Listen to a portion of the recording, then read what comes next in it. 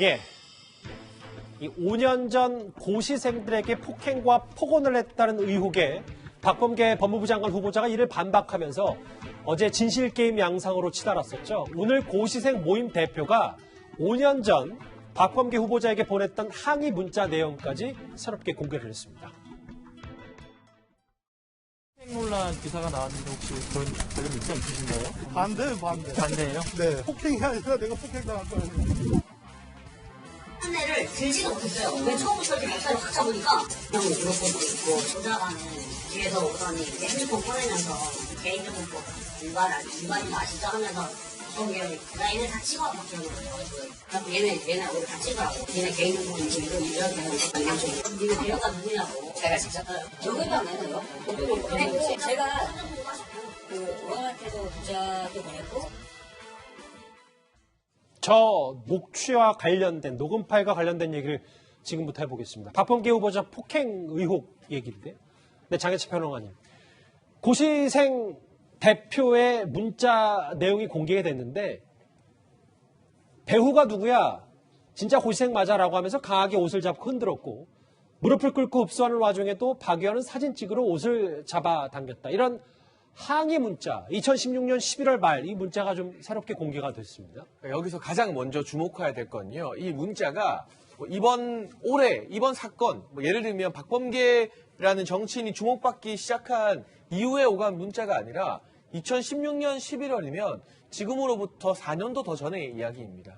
그때 보냈던 문자라는 것이거든요. 근데 이 내용이 박 의원이 배우가 누구야라고 하면서 험한 말을 했다는 것, 고시생들의 옷을 잡고 또 앞서 보낸 문자를 보면 이 책가방을 낚아채면서 잡았다는 부분도 나오거든요. 예. 또 여기에 문자 내용 보면요, 무릎을 꿇고 읍소했다고 했어요, 고시생들이. 그러니까 박범계 후보자가 해명한 것처럼 고시생 여러 명이 이 박범계 후보자를 둘러싸고 위협하는 분위기가 전혀 아니라 고시생들은 무릎 꿇고 읍소하는데 오히려 박범계 당시 의원이 기세등등하게 권위적으로 이 배우가 누구냐, 뭐냐 이렇게 옷을 잡고 흔들었다는 거 아니겠습니까? 지금 박범계 의원이 4년이 더 지나서 법무부 장관 후보자가 될 줄 알고 2016년에 저 고시생 모임 대표가 있지도 않은 사실로 문자를 보냈을 가능성이 얼마나 될까요? 만약 저 문자 내용이 완전히 허무맹랑한 거짓이라면 과연 저 당시에 박범계 의원이 아무런 대답이나 아무런 반응 없이 그냥 묵살을 했겠습니까? 저는 아무리 생각해봐도 이 문자의 시점상 2016년 11월에 고시생 모임 대표와 그 자리에 나갔던 이 피해자라 주장하는 청년들이 없는 일을 지어낼 이유가 없지 않을까. 그렇다면 적어도 4년 전에 저러한 모임에서 어떤 요구가 있었을 때 박범계 의원이 권위적으로 찍어 누르면서 일부 이제 옷을 잡는 등의 물리력을 행사하는 것이 사실의 개연성이 상당히 높다고 생각되고, 여기에 대해서 단순히 내가 폭행을 당한 것이다라고 항변할 것이 아니라 그 당시 어떤 정황이 있었는지 구체적으로 박범계 후보자가 청문회에서 아주 소상하게 설명을 할 이제는 그런 의무가 생긴 것 같습니다. 고시생 모임 대표는 박범계 후보자가 멱살 잡고 욕설한 거에 대해서 사과를 하지 않으면 고소하겠다 이렇게 말했습니다. 오늘 출근길 박범계 후보자의 모습 만나보겠습니다. 화북고시생 단체 대표가 그 폭행 논란 해명 거짓말이다라고 어제 주장을 했었는데 이에 대해서 좀 어떻게 보시는지요? 그거는 제가 어제도 이 말씀을 좀 드렸는데 아직은 나중에 얘기할게요. 그거는 그분들이 잘 알 겁니다. 저 나중이라는 건 진실게임 양상이잖아요. 서로 말이 엄청나게 엇갈리고 있기 때문에. 그럼 청문회에서 어느 정도 박범계 후보자가 설명을 좀 한다 이렇게 받아들입니다. 일단은 그 앞서서 본인이 피해자라고 얘기를 했고요. 그다음에 아마 그 같은 취지로 청문회에서 답변할 것으로 예상됩니다. 예. 사실은 이 사건 관련해가지고 지금 보면 그때 당시 문자 내용에 보면 그 문자 내용에서 그 본인들이 얘기할 때는 CCTV 얘기도 나옵니다. 근데 나중에 기자들이 물어보니까 그 CCTV가 그 날짜만 지워졌다고 합니다. 근데 그 CCTV를 박범계 장관이 어떻게 그때 당시 지울 수 있었겠습니까?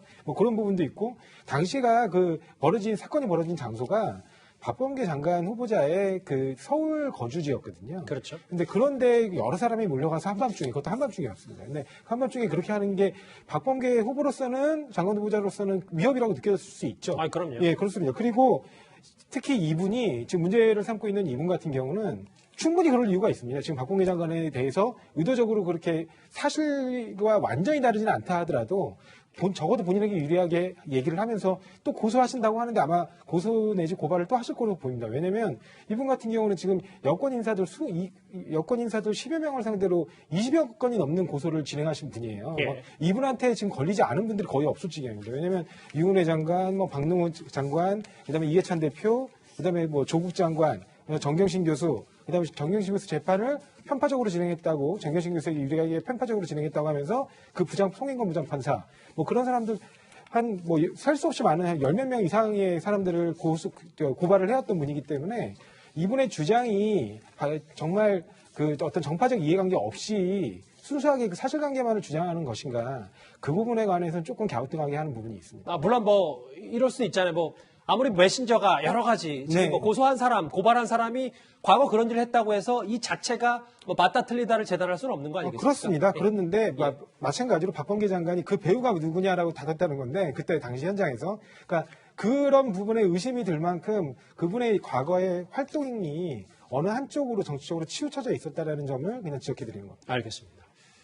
고시생 폭행 의혹 보신 것처럼, 그리고 앞서 저희가 이번 주 초에도 짚어봤던 재산신고 누락 논란, 그리고 또 하나 언론을 통해 새롭게 불거진 박범계 후보자 관련 의혹이 있는데요.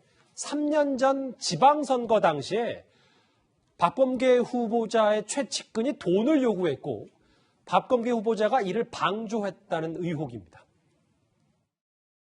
지난 6.13 지방선거에서 있었던 더불어민주당 내 금품 요구, 성희롱, 갑질, 특별당비, 권리당원 명부 유출에 따른 불공정 경선 문제에 대해 밝혔습니다. 저희 폭로로 박범계 의원의 최측근 인사 2명의 범죄 사실을 밝히기 위한 수사가 개시되었고, 그 과정에서 저는 더불어민주당으로부터 제명되었으나 공공장소에서 금액까지 제시하면서 비례대표 후보에게 돈을 준비하라고 말했던 박범계 의원이나 이를 깎아서 냈다고 밝힌 비례대표 시의원에 대해서는 아무런 징계 조치를 하지 않았습니다.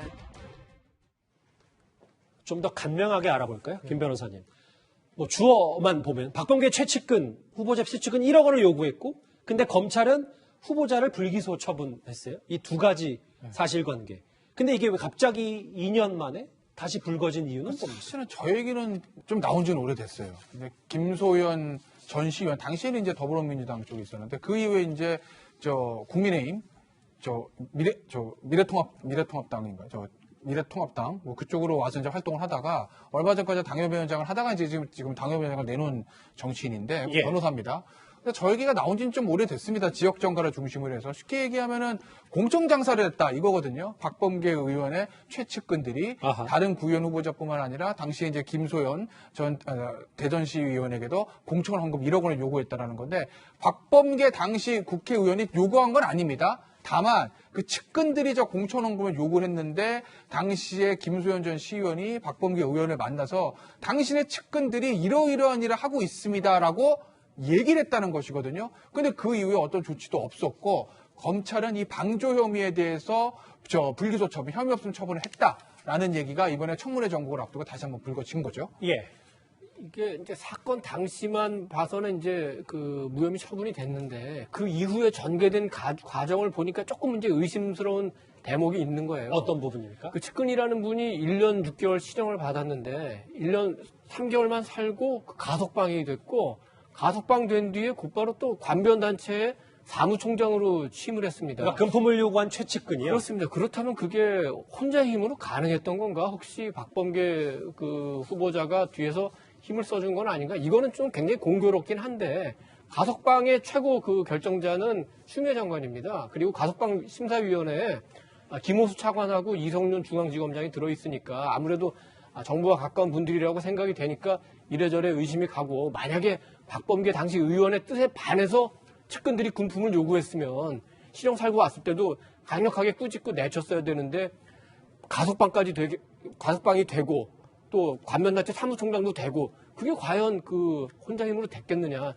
이런 의혹을 살 만한 대목이 있긴 있는 아직까지는 의혹 수준입니다. 예, 조상호 예, 부님. 근데 사실은 그분 같은 경우가, 그러니까 이제 본인이 원래 그 시의원 출신이에요. 그리고 그 관변단체라는 게 그 지방자치 그 연합과 관련된 단체거든요. 그러니까 박범계 후보자의 최측근이 시의원 출신이죠. 예, 시의원 출신입니다. 그래서 그 본인의 어떤 능력으로 그 되는 게 뭐 전혀 이상한 부분은 아니고요. 예. 그리고 그때 당시에 김소연 전 시의원이 문제를 제기했을 때 그 문제 제기 최초의 문제 제기 당시에는 뭐라 그랬냐면 박범계 저 장관 후보자에게 얘기를 했답니다. 뭐 이렇게 공천원금을 1억이나 요구하는데 이거 잘못된 거 아니야? 그랬더니 권리금을 달라는 거야. 이거 앞으로 그렇게 하면 안 된다. 절대 돈 주면 안 된다. 그런 식으로 박범계 장관 후보자가 얘기를 했다는 거예요. 김소연 시의원에게. 그러니까 그런 부분들이 다 인정이 돼서 결국에 그러니까 이건 김소연 시의원 본인의 잠시만요. 그러니까 박범계 후보자는 금품 요구하는 거 받아주면 안 된다고 얘기를 했는데 그렇습니다. 그럼에도 최측근 혼자 독단적인 행동을 했다. 이게 네. 검찰 결과라는 말씀이시죠? 검찰 결과 정도가 아니라 이 문제 제기를 했던 김소연 시의원 본인 주장이 그래요. 근데